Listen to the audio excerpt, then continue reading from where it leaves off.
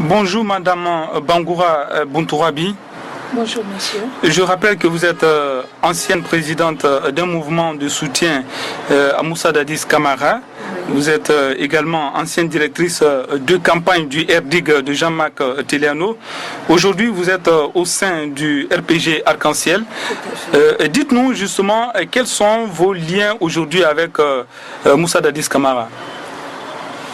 Comme je l'ai tout à l'heure, je l'ai dit à la radio, je n'ai eu aucun lien avec le président Moussa Dadis Camara.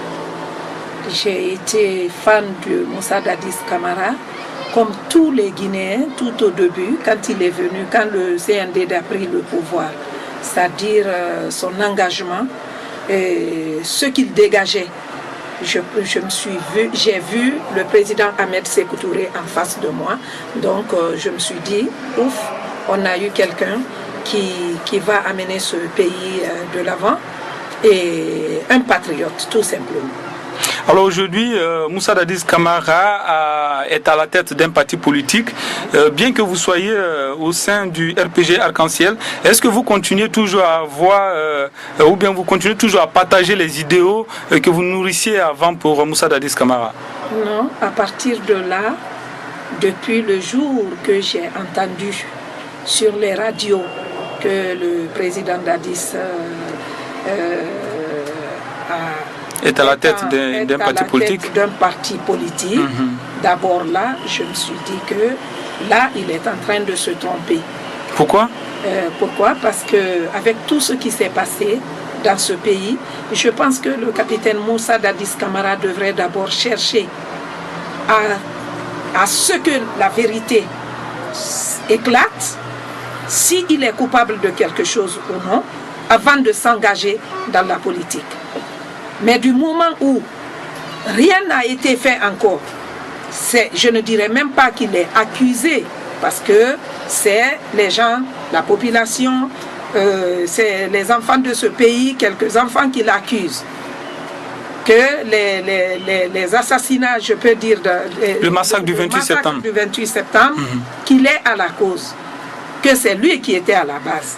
Donc moi je ne dirais pas que c'est lui, puisque je ne l'ai pas vu sur le stade, mais du moment où c'était lui qui était aux affaires, c'était lui le président de la République, même s'il n'est pas parti tirer sur les gens, il doit accepter de prendre la responsabilité, puisque c'était lui le patron du pays.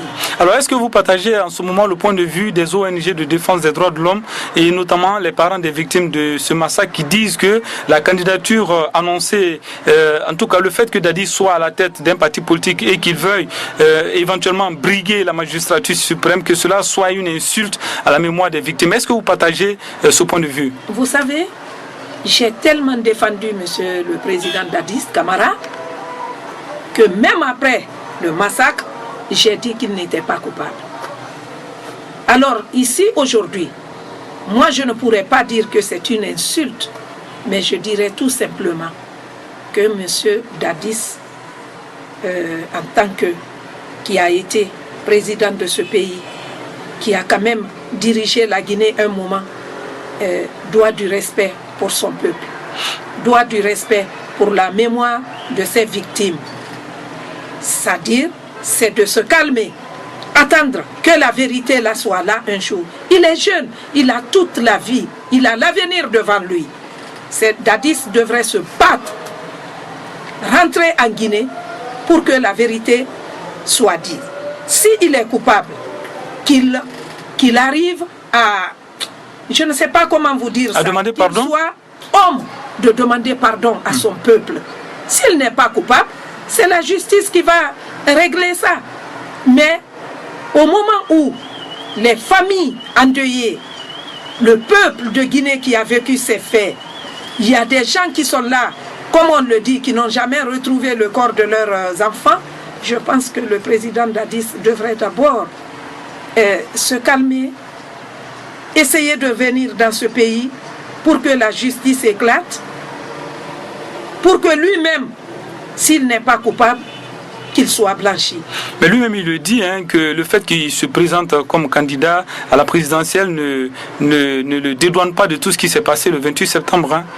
Oui, mais moi, en tant que femme de ce pays, en tant qu'une fille aujourd'hui qui s'est lancée dans la politique guinéenne, je dis que M. Dadis ne devrait pas commencer par faire la politique d'abord. Alors parlons maintenant de l'actualité concernant l'alliance entre Cellou Dalein Diallo et Moussa Dadis Camara. Comment vous appréciez justement cette alliance? Moi je dirais que c'est une alliance que je ne pourrais pas commenter beaucoup. Parce que pour moi, c'est une alliance qui n'est fondée sur rien.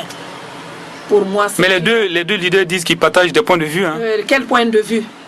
Quel point de vue? Ils disent par exemple la lutte contre l'ethnocentrisme. Mais la lutte contre l'ethnocentrisme, vous savez, si on devrait condamner des gens pour ça aujourd'hui, alors là, je peux vous dire, on mettrait tous les Guinéens dans le même panier. Hein, puisque au lieu de dire aujourd'hui celui qui est au pouvoir, c'est lui qui est ethnocentriste, ceux qui sont passés avant, c'était la même chose.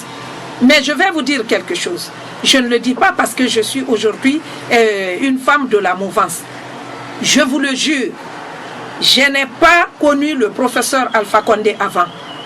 Mais le professeur Alpha Condé que je connais aujourd'hui, celui qui nous dit à tout moment, ne restez pas là entre vous, allez vers les autres aussi, qui pensent que je suis le président juste pour les Guinéens et les président pour les Malinké ou les Soussous et les forestiers. Allez-y vers les autres ethnies.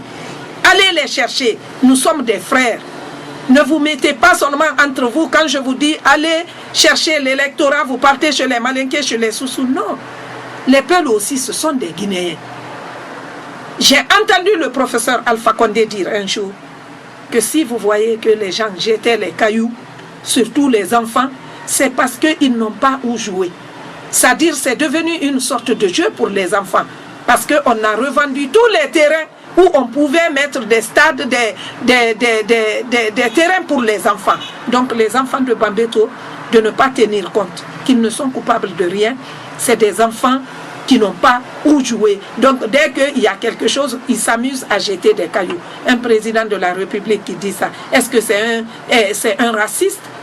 C'est un président de la République, comment on appelle, qui n'aime pas les autres ethnies? Je vous dis non. Il faut connaître l'homme, il faut chercher à le connaître.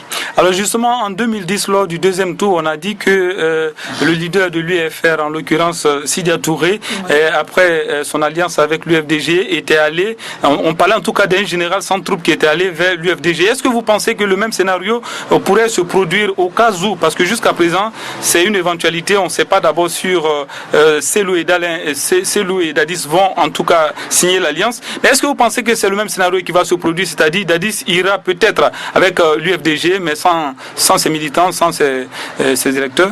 Bon, parce qu'il compte sur la forêt, hein, il compte sur la forêt pour aider Cellou Dalein. Oui, mais moi je sais que la forêt, les forestiers sont des gens très, très fidèles. Je le sais. Fidèles à leur leader? Non, quand je dis à leur leader, ce n'est pas à leur leader seulement. Ils ont une fidélité. C'est une ethnie respectueuse. Je ne pense pas, avec tout ce qui s'est passé, tout ce que les forestiers ont entendu ici, après que Dadis ait quitté le pouvoir, tout ce qu'ils ont subi, je ne pense pas que si Dadis oublie, toute la forêt va oublier. Vous pensez que Dadis a oublié? Qu'est-ce qu'il a oublié? Dadis a oublié tout ce qui lui a été fait. Oui. Puisque moi, je vais être honnête avec vous. Les injures que je recevais à Paris, c'était mes amis, des gens que je ne connaissais pas. Parce que vous militiez à l'époque pour Dadis. Oui. Et qu'est-ce qu'on vous disait? Et qui est-ce que vous insultez? Un débat, j'ai voulu organiser un débat entre, c'est-à-dire les forces vives, les membres de forces vives et nous, comment on appelle ça, les pro-Dadis. Malheureusement, ce jour-là, dans la salle, ce qui s'est passé, il a fallu que la police française vienne évacuer. Et tous les gens qui sont venus, de A à Z, c'était des Peuls, c'était mes frères. Mais juste parce que j'ai soutenu Dadis, ce jour-là, je n'étais plus leur sœur. Donc aujourd'hui, vous êtes étonné de voir ces mêmes personnes-là venir encore... Alors, quand j'entends ces mêmes personnes-là... venir faire la cour à Dadis. Que Dadis, l'alliance Dadis, c'est Loudalin, que c'est une bonne chose, il faut pardonner. Mais on est en politique, on n'est pas en religion. Non, on n'est pas en religion, je le sais. Mais même en politique, il faut avoir honte, quand même. Même en politique, moi je vous dis comme ça, il faut avoir honte. Alors aujourd'hui, dernière question, si aujourd'hui Moussa Dadis Camara décide, on ne sait jamais, qu'il y ait une volte-face et que Dadis décide d'aller vers le RPG plutôt que l'UFDG, quelle va être votre réaction? Ma réaction à moi, je dirais à mon professeur Alpha Condé pour l'instant, de faire en sorte que la vérité du 28 septembre... Mais là, on ne pourra pas faire jaillir la vérité. On est à 4 mois des élections. On peut pas... À 4 mois des élections, je dirais à mon président Alpha Condé de laisser l'alliance Dadis-RPG après. Mais Dadis, il représente une bonne fraction de la forêt. Écoutez, Dadis représente une bonne... Mais il faut reconnaître qu'il y a des forestiers ici qui sont connus aussi. Qui sont connus. Donc n'oubliez pas, il n'y a pas que Dadis, l'enfant prodige de la forêt. Quand les gens parlent comme ça, c'est comme si les autres cadres de la forêt ne sont rien. Moi, je ne suis pas d'accord là-dessus. Alors, Madame Bangoura Buntourabi, merci d'avoir répondu à nos questions. Je vous remercie, monsieur.